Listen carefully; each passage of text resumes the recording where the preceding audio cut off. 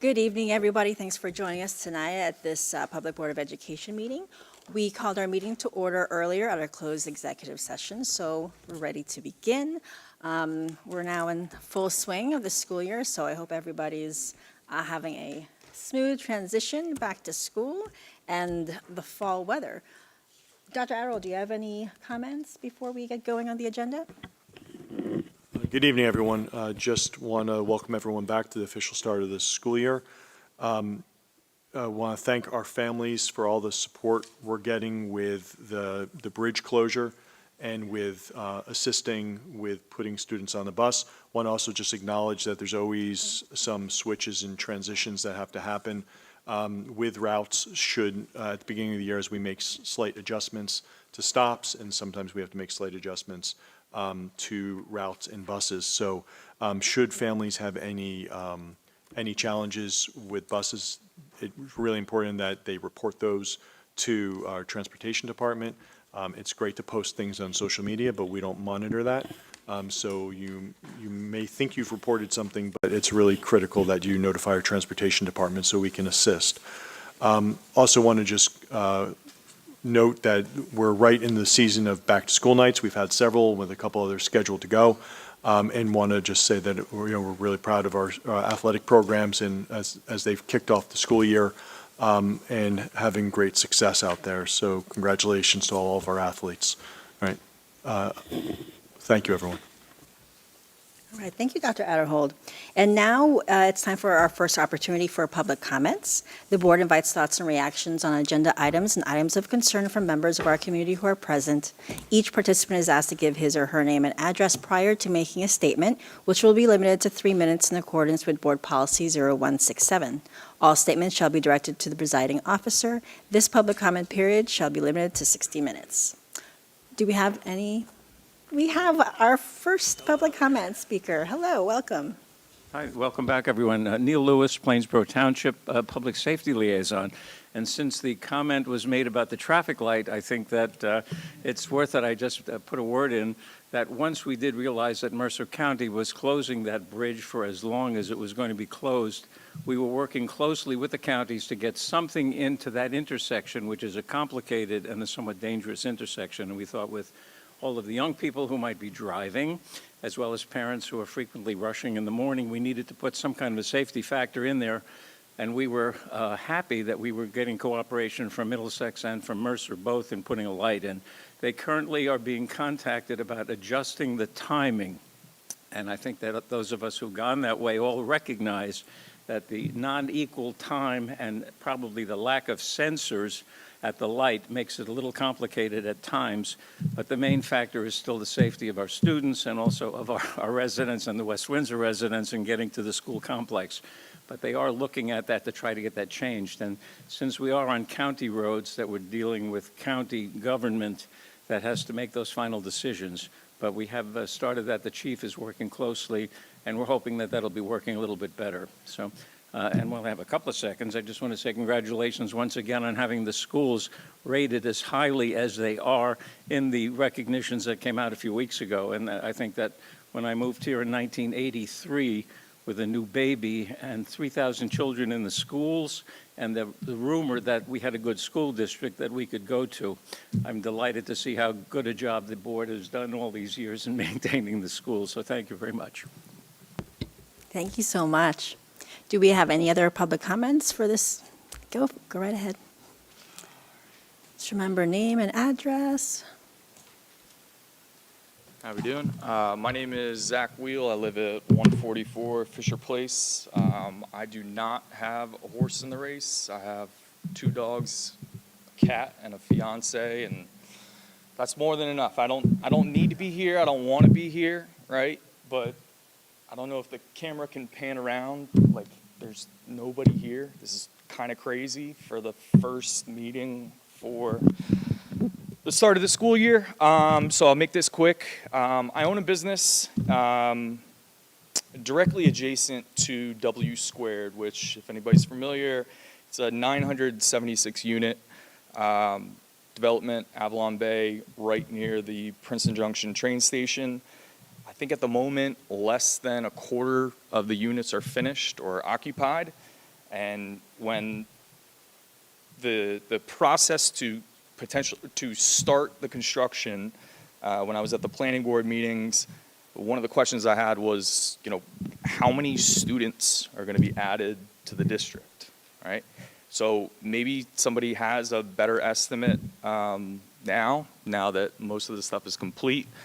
You have another 500 units there. You have 2 newly constructed or under construction developments right adjacent to Trader Joe's. That's not including Princeton Country Club and however many hundreds of units are there. And I guess my question is, if every school is either under construction or recently completed, where do you intend on putting these kids, right? And it's really concerning or disconcerting that I'm here. Like I said, I don't have a freaking kid in the district, and there's no parents here. Why? No offense to the folks who are here, right? This is absolutely asinine. I apologize if my frustration is misplaced and it should be directed towards somebody else, by all means, but I've been trying to get answers. I've tried to post this, and this is where I'll cut myself off. I've tried to post this to WWP Peeps multiple times, multiple different posts. For whatever reason, all of my posts are in perpetual limbo. They're all pending.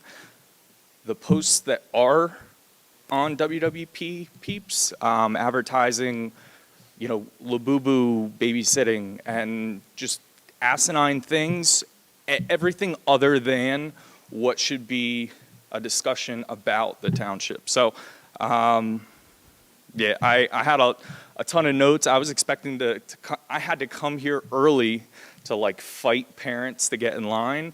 This is crazy. So, I appreciate your time.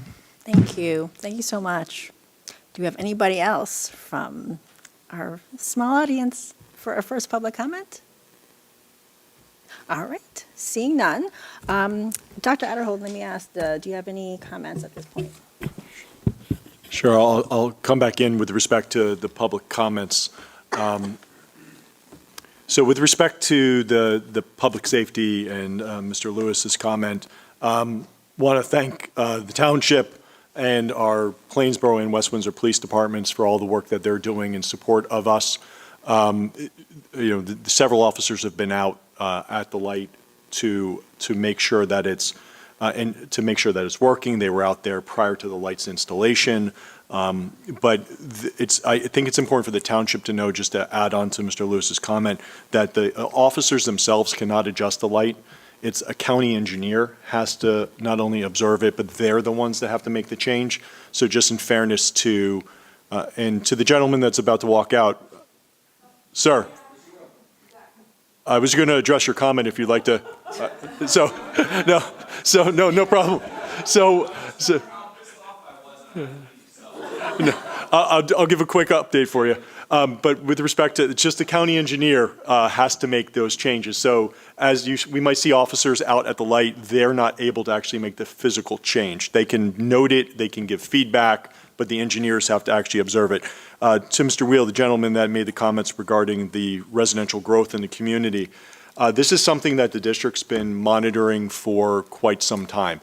We made first presentations here. My first presentation, I believe, was 2016 with respect to the residential growth in the community. We brought forward a referendum to expand 5 of the schools in 2018 and successfully were able to pass that with the idea that there was a certain number of units that were going to be built, phased in, starting around 2020. COVID hit, some of the delays in the residential construction occurred. Fortunately, our school construction was able to proceed. That construction is predated, the referendum is predated by 3 expansions. The room we're sitting in, but also 8 classrooms here, classrooms at the expansion at Hawk, the expansion at Town Center, were also in addition to the referendum. So we've actually expanded in the last 10 years, 8 years 8 of the 10 facilities, with the idea that there would be residential growth coming due to the developments that the gentleman was referencing over by the Lowe Center, over by Transit Village, and sporadically throughout the community. It's also important to know that this is the year of round two or three of affordable housing. So there's yet another round of affordable housing that will come through this school year. Municipalities are engaged in conversations of submissions and challenging submissions based on calculations. So we should anticipate additional developments that were not included back in the referendum time period to be coming online. There are 2 developments in Plainsboro that we're watching as they're going through a process. One's over by Plainsboro Nursery, the other's over by the hospital. Plainsboro Nursery was rumored about at the time of the referendum, but it was not coming to fruition. It wasn't in front of a planning board. It was just an idea back then. That is now coming forward with X amount. I want to say close to 500, but I don't want to misspeak, units. Then over by the hospital, there's another whole wave of units that will be in another project coming in. That was not included. So some of our largest concerns from a community standpoint is we have a whole segment of the community where we have no school. And it's over on the west side of Route 1 near Market Fair. And those students in that section would have to be bused towards Town Center Wyckoff. On the West Windsor side, the developments that have been or are being built, we have projections to go to a lot of them, Maurice Hawk Village, Grover South. However, there are one in particular over by the mosque that is slated to go Dutch Neck Village, Grover South. All that being said, when developers come forward, developers are not required, but they can do a fiscal analysis, they can do a projection of potential number of students, but the townships themselves cannot make a determination to approve or reject a project based on school age student impact. So these developments are, there's lots of other pieces that they might have to be in compliance with, but school age impact's not one of them.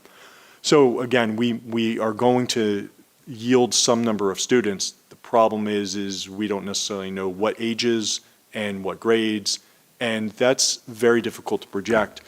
What we can go on is demographic history, and demographers, especially out of Rutgers, have projections of what we could anticipate. So back when we did the demographic studies, back when we did the capacity studies, we projected yields of what we anticipated. Until we get move-ins, we can't necessarily compare move-ins versus projections. We do have some historical data about what we could anticipate by type of housing unit, and that's been published in our demographic study, as well as all the reports that are still online with respect to the presentations we did around the referendum.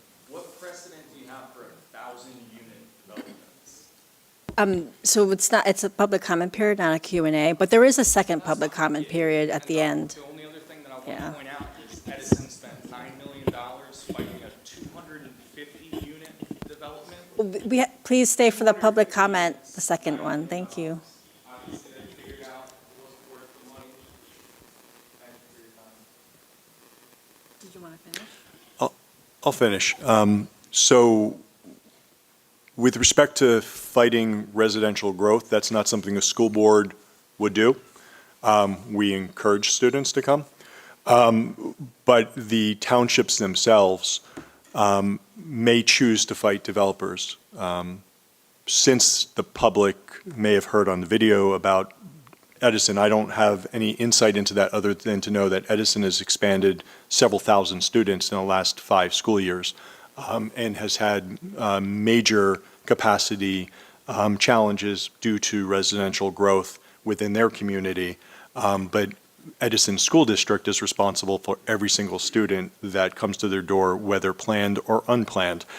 So whether it's kindergartners that come, or whether it's third graders or high schoolers, we welcome all students that move into our community.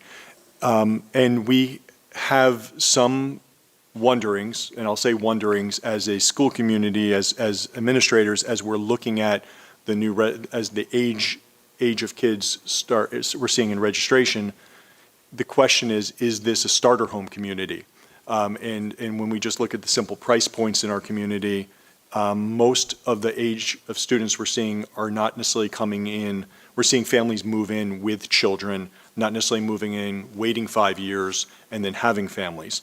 So families might come in with young children and have more, but one of the ways I raise this, because demographers project things based on birth data.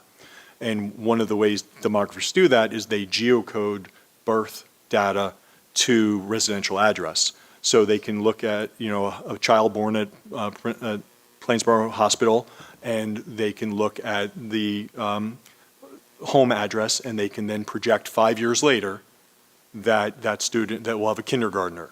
Well, that may or may not be true. That family could move, but it's a way they could predict what kindergarten enrollment, and then based on kindergarten enrollment, they can project up. Well, we've had some factors in WWP that don't play well into that. One, until 3 years ago, we had half-day K. So K was not always the first landing spot in the community. First grade was a better predictor for long-term residential growth. And then the second factor is just the reality is that homes in our community are very expensive, and it's a very difficult price point to enter as a starter home. So we are seeing families move in with older children right now, and especially around transition grades, middle school, 5th to 6th, 8th to 9th. That makes sense when you start thinking about where you want your children to transition in school age, but that doesn't always work clean with families that have multiple children. So it's something that we're very much watching. It's something that we very much work on. There's some developments that are opening in real time and are phasing in real time. And over this school year and next school year, we should anticipate starting to see our numbers rise with the number of enrollments that are coming in.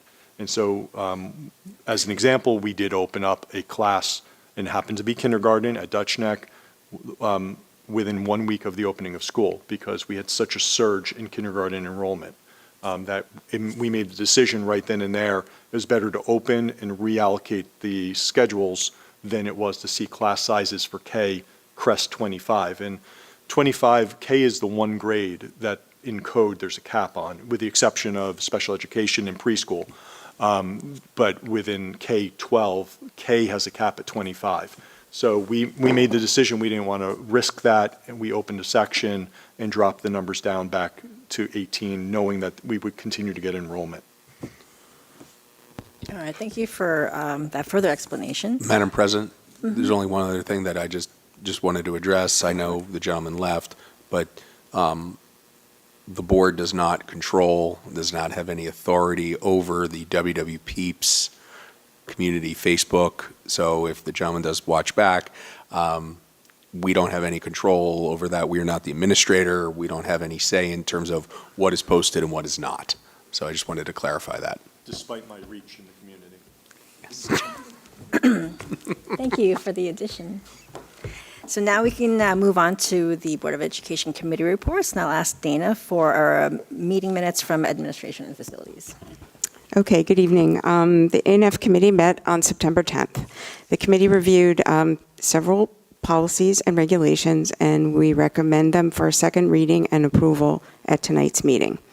They are Policy 0174, Legal Services, Policy 0177, Professional Services, Policy and Regulation 1570, Internal Controls, Policy 1620, Administrative Employment Contracts, Policy 2422, Statutory Curricular Requirements, and Policy and Regulation 611, Special Education Medicaid Initiative or SEMI program, and lastly, the Policy 6220, which is budget preparation.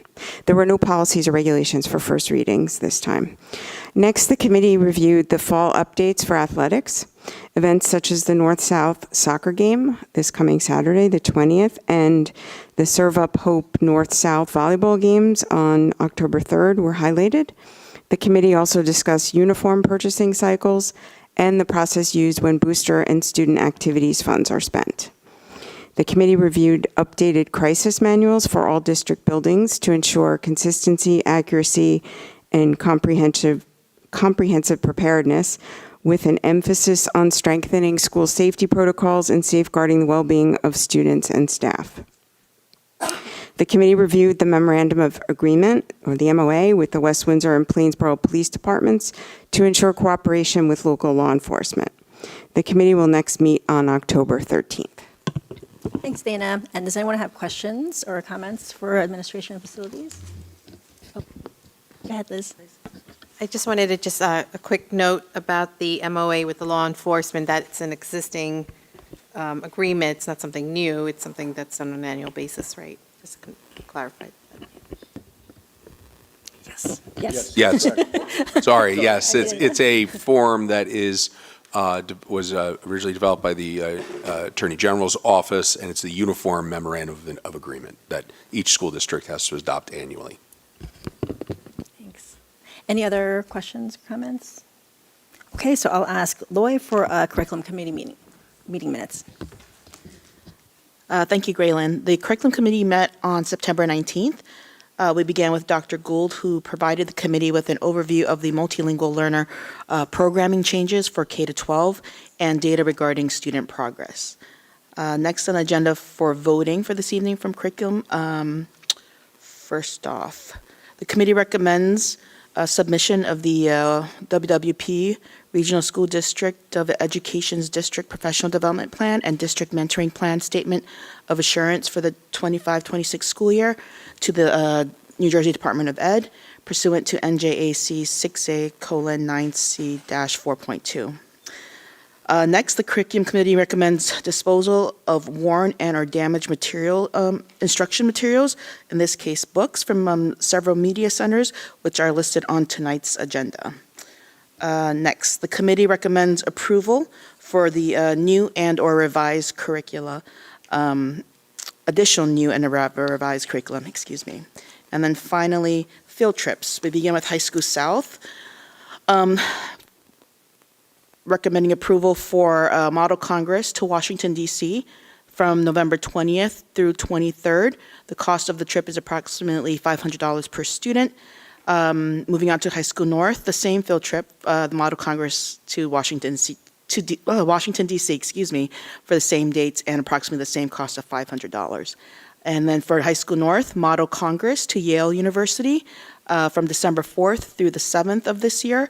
Cost of the trip is approximately $460 per student.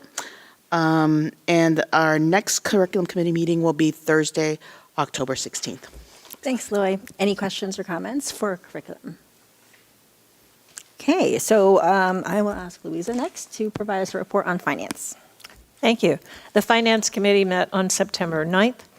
First, the committee reviewed the monthly financial reports. The administration certified that no line item is expended, and there are sufficient funds to complete the year. There are motions to approve the following on tonight's agenda: the disposal of obsolete equipment, an addendum to a bus contract for an aid to support the route as per the provisions in the original contract, to award additional quoted bus routes for displaced students, and an additional to from school route, to approve a correction to a contract's number due to a clerical error, to approve travel and related expenses for employee professional development. Staff then reviewed the opening of school, reporting that the start of the school year went very well. Getting students to and from the school went smoothly, considering the situation. One route was overcrowded, so an additional bus has been contracted. Next, the committee discussed the 24-25 audit. The audit is progressing with completion of the on-site work. Work will continue with documents being shared electronically if needed. The auditor has commented that the audit is going very well. Next, staff updated the committee on the Energy Savings Improvement Program and the summer construction. Work is progressing nicely this summer. For Hawk, the air conditioning system, the new air conditioning system, was running for the first day of school. In approximately 8 weeks, the entire old HVAC system was removed and a new air conditioning system was installed. Work on the heater portion of the HVAC will continue into the fall after school hours. Over 30 rooms in the original section of the building received new unit ventilators and built-in shelving. All of the HVAC units in the modular portion of the building were replaced and are cooling the building as well. For Village, work has begun on connecting the new boilers. For Grover, replacement work is scheduled to start next week on the rooftop units, and the units are working currently. The parking lot carport solar array designs are being reviewed by Plainsboro officials. They are scrutinizing the plans very, very closely. In transportation, we discussed there were a few items on the agenda for approval that were already previously mentioned. For food service, the opening of the school year has gone smoothly. We have seen an increase of 7% in sales year over year. This is a good sign.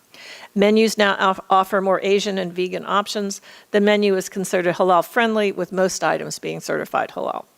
Two-tiered pricing is back at the secondary schools. Last year, due to staffing shortages, this was not an option. SFE, our food service vendor, was able to add 6 new employees and 1 returned from a leave of absence. Sodexo, our prior vendor, made the final payment owed to the district from the 23-24 school year in the amount of $69,858 in July. The district plans to make the switch to smart vending machines with healthy smart snack food and drink choices. These machines are much easier to control than the older machines, which should allow for better product availability. The district plans to enter into a food donation agreement with Share My Meals, Inc. for excess food that has been prepared but not served. These meals will be placed in the vendor-supplied reusable containers, barcoded and stored at the proper temperature for pickup by Share My Meals. They will distribute the food items to local support agencies within 2 days. There are protocols in place for food safety and tracking. Share My Meals works with more than 60-plus meal donors and more than 25-plus nonprofit organizations across New Jersey. The installation of the new walk-in refrigerators and freezers at Millstone and Town Center Elementary Schools is complete. The staff also reported about lunch balances. The money owed to the district by parents for unpaid lunches served has skyrocketed in the last 2 years.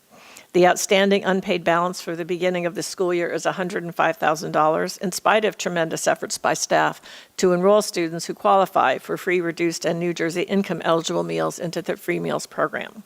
The data is being reviewed for demographic information to better create an outreach program to provide services and to notify parents of the outstanding balances. In other business, the district was notified that it has received the Certificate of Excellence for Financial Reporting from the Association of School Business Officials International. Yay! We know how much work that represents. The committee will next meet on Tuesday, October 13th. Thanks, Louisa. Any questions or comments from the board for finance? Okay, I just wanted to say I'm really excited about the Share My Meals program, so kudos. Then that brings us to the voting portion of our meeting. So can I get a motion for administration items numbers 1 through 8, plus the purple addendum? Dana and Liz, any questions or comments? Okay, we'll start with Ms. Krug. Yes. Ms. Cheniera. Yes. Ms. Ho. Yes. Ms. Maliga. Yes. Mr. Excuse me. Mr. O'Brien. Yes. Ms. Shah. Yes. Ms. Shetty. Yes. Ms. Bonsall. Yes. Ms. McEwen. Yes. Can I get a motion for curriculum and instruction items numbers 1 through 6? Loy and Pooja. Questions or comments? Okay, we'll start with Ms. Maliga. Yes. Ms. Bonsall. Yes. Ms. Shetty. Yes. Ms. Cheniera. Yes. Ms. Ho. Yes. Ms. Krug. Yes. Mr. O'Brien. Yes. Ms. Shah. Yes. Ms. McEwen. Yes. Can I get a motion for finance items numbers 1 through 9, plus the blue addendum? Louisa and Paul, any questions or comments? Okay, we'll start with Ms. Ho. Yes. Mr. O'Brien. Yes. Ms. Shah. Yes. Ms. Cheniera. Yes. Ms. Krug. Yes. Ms. Maliga. Yes. Ms. Shetty. Yes. Ms. Bonsall. Yes. Ms. McEwen. Yes. Can I get a motion for personnel items numbers 1 through 3, plus the green addendum, which has a verbal correction on page 2 of 5, for Anindita Mukherjee, for the effective date change from 9/1 as it's listed to 9/17/25. Shweta and Ajanta. Any questions or comments? Okay, we'll start with Ms. Shetty. Yes. Ms. Shah. Yes. Ms. Cheniera. Yes. Ms. Ho. Yes. Ms. Krug. Yes. Ms. Maliga. Yes. Mr. O'Brien. Yes. Ms. Bonsall. Yes. Ms. McEwen. Yes. Before we move on, I would like to acknowledge a retirement that we just approved. Eileen Chunko, our physical therapist for the district, is retiring after 26 and a half years of service. So we want to wish her well, all the best in your future chapter, and thank you so much for your dedication to the district. Next, a motion to approve the Board of Education minutes from the August 26th meeting. Liz and Loy. All those in favor say aye. Aye. Aye. Any abstentions? I abstain. I abstain as well. Any board liaison reports?